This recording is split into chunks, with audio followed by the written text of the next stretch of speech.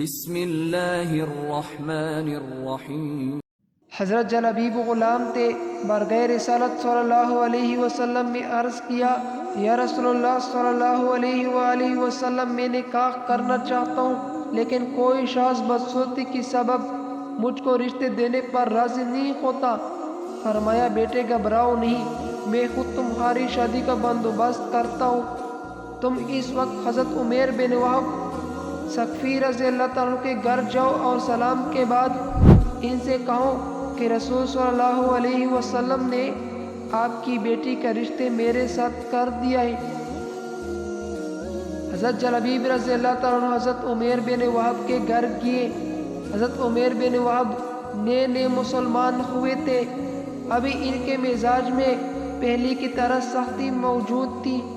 حضرت جلبیب رضی اللہ تعالیٰ نے ان کے گھر پہنچ کر سرکار دو عالم صلی اللہ علیہ وسلم کے فرمان سے آگاہ کیا تو ان کی بڑی حیرت ہوئی کہ میرے خبر و ذہین و فتین دانا لڑکی کی شادی ایسی بدصورت شخص سے کیسی ہو سکتی ہے؟ چنانچہ انہوں نے رشتے دینے سے انکار کر دیا۔ سعادت مند لڑکی نے حضرت جلبیب اور اپنے باپ کی گفتگو سن لی تھی۔ حضرت جلبیب رضی اللہ تعالیٰ عنہ واپس جانے کے لیے مڑے، وہ لپک کر وہ دروازے پر آئی اور آواز دی، اے اللہ کے بندے، واپس آؤ، جس سے اللہ اور اس کے رسول صلی اللہ علیہ وسلم راضی ہے، میں بھی اس سے راضی ہوں اور شادی کے لیے تیار ہوں۔ حضرت جلبیب رضی اللہ تعالیٰ عنہ رحمت دو عالم صلی اللہ علیہ وسلم عرض کیا، کیا نکاح تو ہو گیا، اب رخصتی کا انتظام بھی آپ فرمائے۔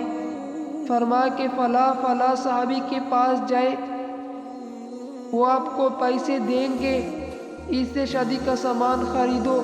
پیسے مل گئے، بازار میں شادی کا سامان خریدنے گئے کہ کسی کی آواز سنی کہ رحمت دو عالم صلی اللہ علیہ وسلم جنگ احد کے لیے جا رہے ہیں۔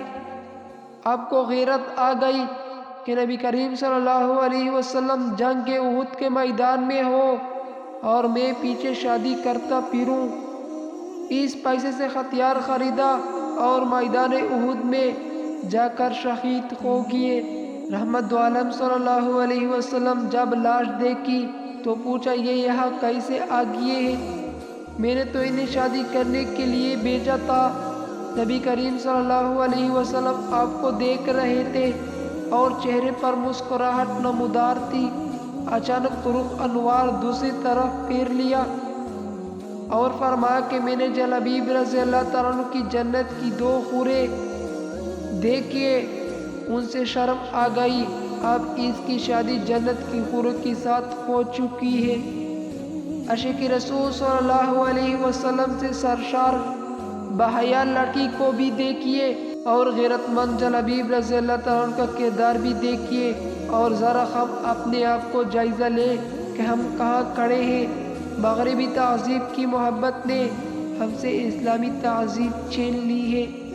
اللہ کے نبی صلی اللہ علیہ وسلم اور صحابہ کرام رضی اللہ تعالیٰ عنہ کی محبت جب سے ہمارے دلوں سے رخصت ہوئی، اطاعت نبوی کا جذبہ ختم ہوا، تو ہم باوجود موجود ہونے کے مٹ چکے ہیں۔ خدا را اپنے آپ کو سنبھال لیے اور دین اسلام کی مکمل پیروی کیجیے۔